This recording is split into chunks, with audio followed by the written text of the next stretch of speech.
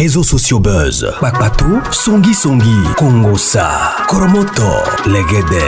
Venez. Venez vous informer en temps réel. Écoutez les critiques, les analyses avec Maman Buzz sur réseaux sociaux buzz. Ici, pas de critiques stériles, ni tête ni queue, pas de polémique. Maman Réseau, Maman Buzz de tout le monde est là. Maman Buzz sur réseaux sociaux buzz et Lengue Zangali Passa. Le goût qui n'a pas de concurrent.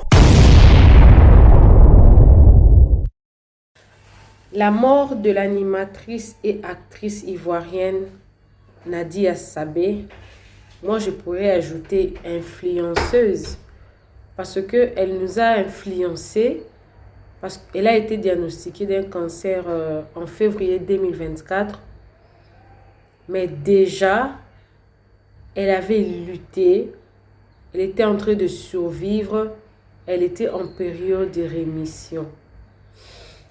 C'est que vous savez, ou ceux-là qui ne savent pas que la période de rémission, c'est 5 ans. 5 ans que tout peut basculer pendant ces 5 ans-là. Après les 5 ans, on pourra dire que ça ne pourra plus revenir. Malheureusement, nous sommes en 2025, en décembre. Nous tombons sur cette mauvaise nouvelle, mais que voici ce que nous devons retenir sur la vie de cette grande dame.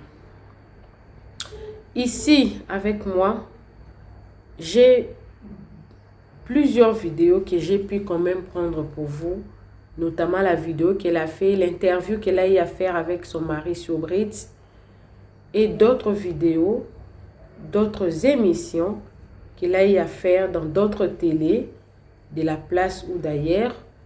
Je vais poster ici, et les hommages que plusieurs, notamment la maman d'Alexandra aussi, a rendu cette femme-là hommage.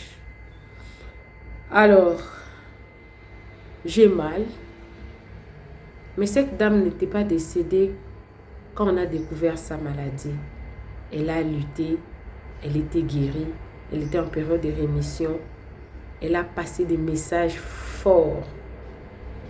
Je félicite son mari, qu'il a aimé, chéri, rester avec elle, partager ces moments. Ces messieurs nous ont montré c'est quoi les meilleurs et les pires dans un mariage. Alors je ne vais pas trop monopoliser la parole parce que là, la nouvelle est déjà tombée. Jusque-là, on ne sait pas. C'est qu'il y a autre chose qui l'a amené, parce qu'on se base seulement sur ce qui s'est passé selon le témoignage. Mais dès que nous aurons peut-être une autre nouvelle, ça va servir à quoi d'ailleurs cette nouvelle-là? Parce que la belle âme est déjà partie. Donc je pense que cette émission, je ne le ferai qu'une seule fois, à moins que nous ayons d'autres nouvelles ou d'autres émissions intéressantes. On pourra. Il y a aussi le général Makoso qui l'a rendu hommage. Toutes ces vidéos-là, je les ai rassemblées. Je vais mettre ça tout à l'heure là. Abonnez-vous sur les réseaux sociaux Buzz. Cliquez la cloche de notification. Aimez la vidéo, commentez, surtout partagez la vidéo. Mes sincères condoléances à son mari Ariel. Mes sincères condoléances à sa famille numérique, à ses amis, ses collègues de travail, à sa famille biologique. Nous sommes de cœur avec vous. Nous partageons votre douleur et surtout nous gardons le mémoire pieux de votre soeur. Suivez toutes ces vidéos. Moi également, je suis avec vous. Mais je ne reviens plus. Suivez. J'aimais beaucoup mes cheveux quand même. Et je me disais, waouh, franchement, cette maladie est vraiment en train de me métamorphoser. Et Ariel, comme d'habitude, il me dit, avec ou sans cheveux, t'es belle, avec ou sans cheveux, je te préfère. Et puis voilà. Mais après, j'ai pas menti. Hein. T'as vu, ils ont tous dit ça. Ils ont tous dit pareil. Oui. Salut Brut. Je suis Sréjean Ariel, alias Ariel Chené, artiste ivoirien. Je suis Nadia Sabé, actrice comédienne, animatrice télé et créatrice de contenu.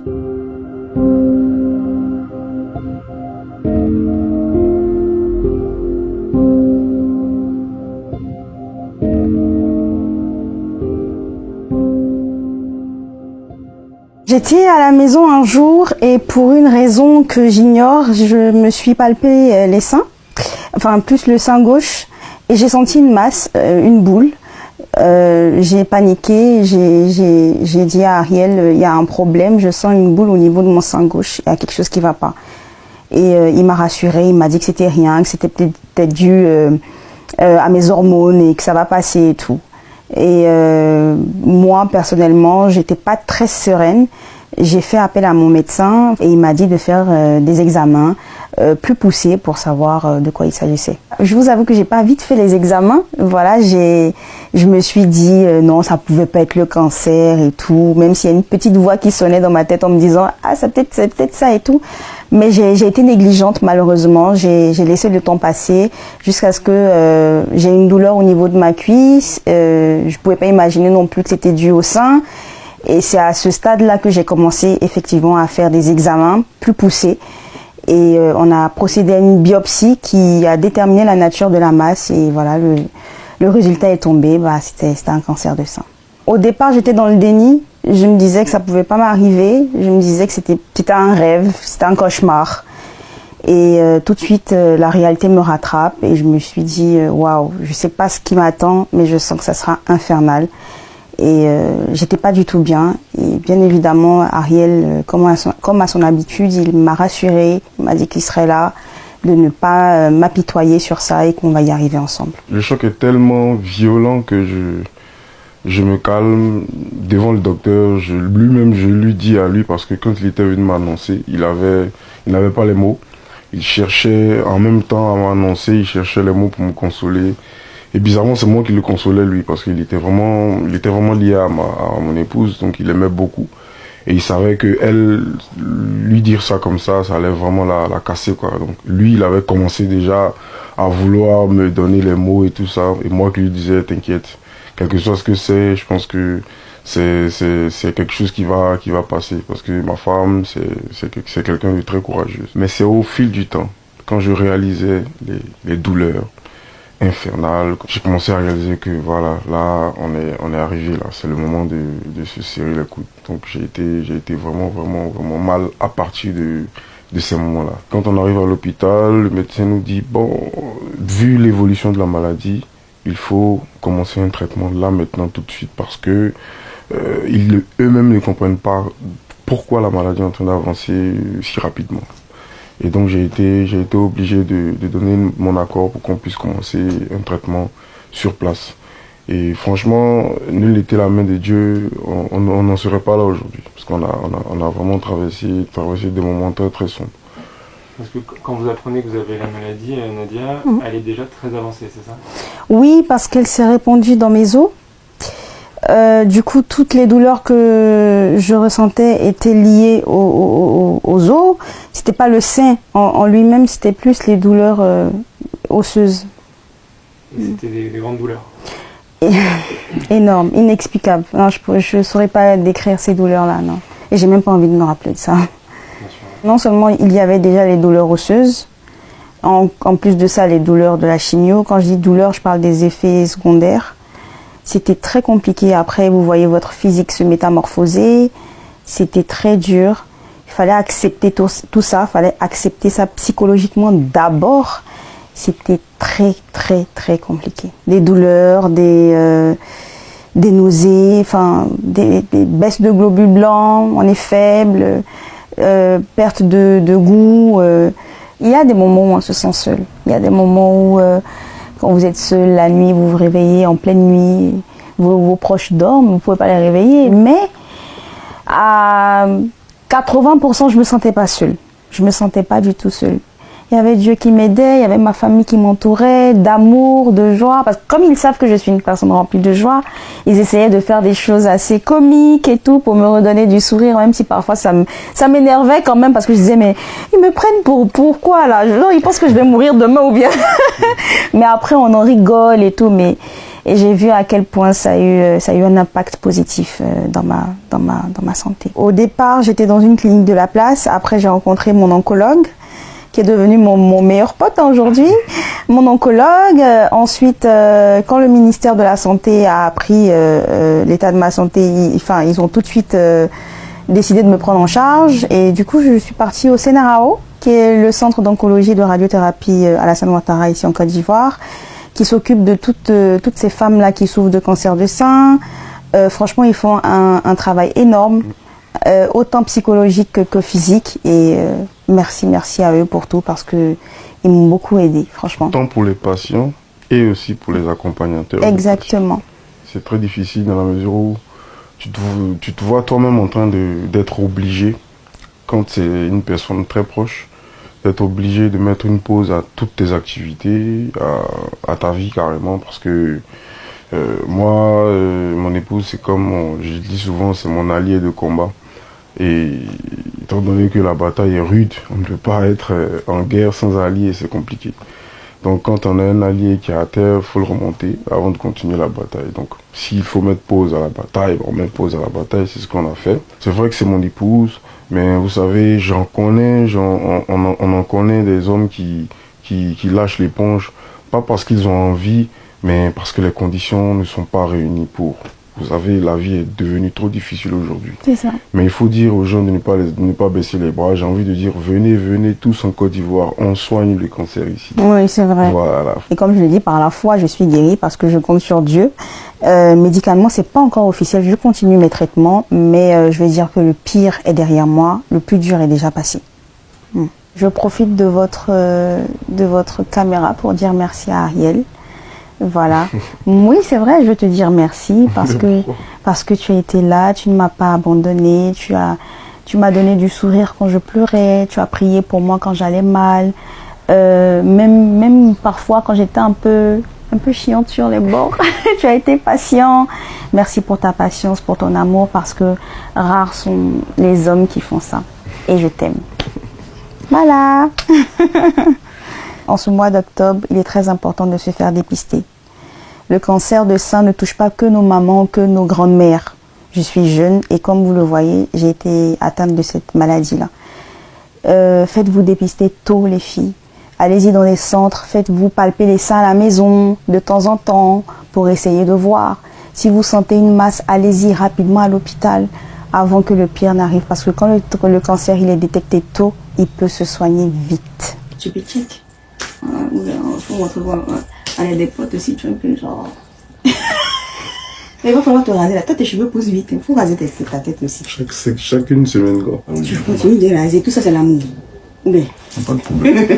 Merci alors. Donc, merci beaucoup. C'est ça.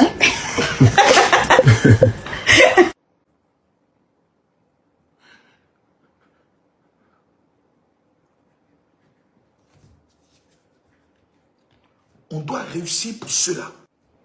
Aujourd'hui, c'est le tour d'Ariel, il pleure. Vous avez des femmes, vous les tombez tous les jours. Vous avez des femmes, vous les maltraitez. Vous avez des femmes, vous les donnez rien.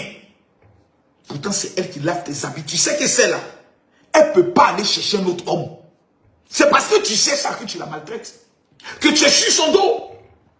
Elle lui fait des choses. Parce que tu sais qu'elle ne peut pas partir parce qu'elle est fan de toi. Ce sont ces genres de femmes-là qu'on marie. Là, nous sommes le 1er, le 2, le 3 plutôt. Avant la fin de cette année, tu dois être capable d'aller t'asseoir. Regarder ce qu'Ariel vit pour regarder ta femme comme ça. T'asseoir sur le lit et puis la regarder pour dire « Ah, ça fait 5 ans que je suis avec cette fille-là. Elle ne me tombe pas. Elle ne me demande pas l'argent. Elle ne me fatigue pas. Mais qu'est-ce que j'attends pour l'épouser, pour la rendre heureuse? Demain, tu vas maltraiter cette fille-là, lui donner des problèmes. Un matin, on viendra te dire qu'elle a fait AVC. Elle a eu tension. Elle a développé un cancer à cause du stress. C'est là maintenant tu vas t'asseoir. Je te demande pardon. Je regrette. Non, c'est maintenant, les gars. C'est maintenant qu'on doit épouser nos femmes. C'est maintenant qu'on doit les rendre heureuses. Moi, je parle pour les femmes. Parce que femmes souffrent. Quand femme t'aime, elle souffre. Parce qu'elle voit. Mais parce qu'elle t'aime, elle se tait. Ça nous coûte quoi d'aller les épouser, de les rendre heureuses, de passer un peu de temps avec elles, sortir, aller s'asseoir dans un glacier, laper une glace. Il y a des gens qui ont fait 30 ans de mariage, ils ne sont jamais sortis avec les femmes, elle est devenue servante. C'est qu'elle va mourir. C'est là que tu vas voir la vengeance de son âme. Il y a des femmes qui sont décédées. 3 mois plus tard, le mari a suivi. Il y a des femmes, le mari est parti, 3 mois plus tard, elle a suivi. parce qu'elle a maltraité son mari. Les amis, excusez-moi. Hein. Je sais que beaucoup parmi vous ne m'aimez pas. Je ne vous aime pas du tout aussi. Je vous jure. Je ne vous aime pas du tout aussi. Mais nous avons un point en commun. Nous sommes encore vivants.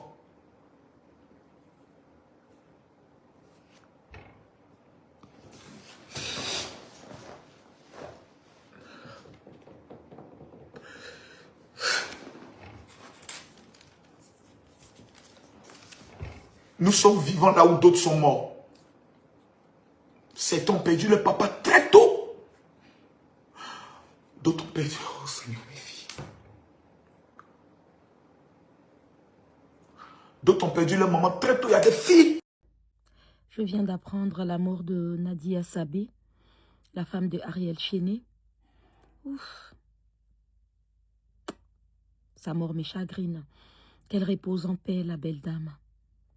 Elle a beaucoup lutté pour sa vie. Elle a beaucoup lutté pour sa vie. Et je me rappelle que très souvent dans ses publications, il y avait toujours les messages t'es marié, t'accouches quand, t'accouches quand, t'accouches quand.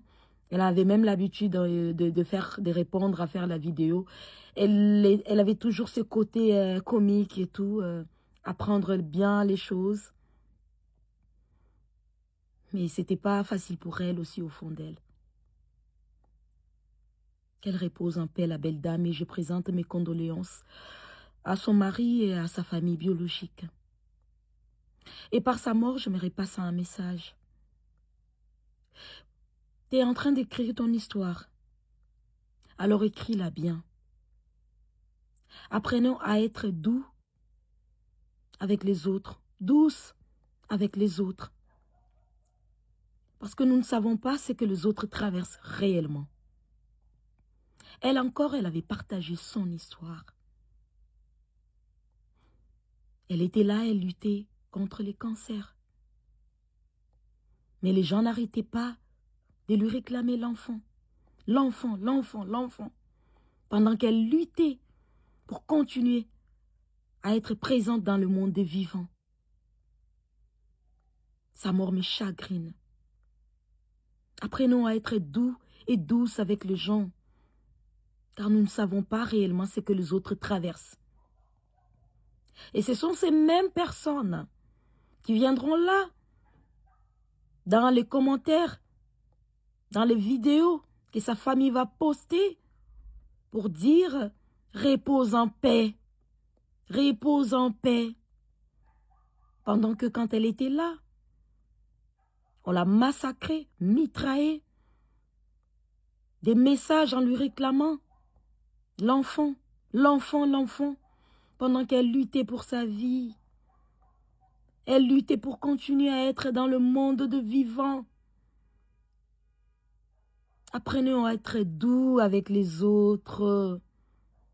Nous ne savons pas ce que les autres traversent réellement. Tu es en train d'écrire ton histoire. Écris-la bien. Apprends à être doux avec les gens, même si tu ne sais pas ce que l'autre traverse. Elle encore, je pense qu'elle avait pris bien largement le temps de partager son histoire. Repose en paix, belle dame. Qu'elle repose en paix. Vraiment, toute mort en ce moment réveille ma blessure. Toute mort en ce moment, c'est comme si ça remue le couteau dans la blessure. Qu'elle repose en paix, belle dame, qu'elle repose en paix. Apprenons à être doux avec les gens, parce que nous ne savons pas ce que les gens traversent réellement. Vois moi là, mes os là, on dit moi je ne pouvais plus marcher. On dit moi mes os là, je ne pouvais plus porter talons. Mais je suis sur pied aujourd'hui. Donc moi je voudrais m'adresser à vous, mes mamans, mes sœurs. Ne baissez même pas les bras. On n'a pas le droit d'abandonner. On a le droit de pleurer parce qu'on est des êtres humains. Quand j'ai terminé live, quand j'ai terminé mon émission, 2 jours après, j'ai fait 3 semaines de maladie. On ne me voyait pas sur les réseaux sociaux ces derniers temps. Parce que les douleurs ont repris encore dans mes os. Mais il a dit, c'est foutaise. Il a me relever. Et je me suis relevée pas plus tard qu'il y a 1 semaine. C'est pour vous dire que c'est une lutte au quotidien. Octobre Rose, on porte du rose, ce n'est pas pour faire genre. Je suis désolée. Il s'agit d'une vie. Il s'agit des vies. Il s'agit d'une santé. On ne peut rien faire sans la santé. Battez-vous. Ne baissez même pas les bras. Même si on dit, ils vont lever vos 2 seins pour jeter, dites, prenez. Tant que j'ai le souffle de vie là, tant que je peux continuer d'aimer mes proches, tant que je peux continuer de profiter de ce que Dieu me donne au quotidien, tant que je peux profiter des miens, je le ferai.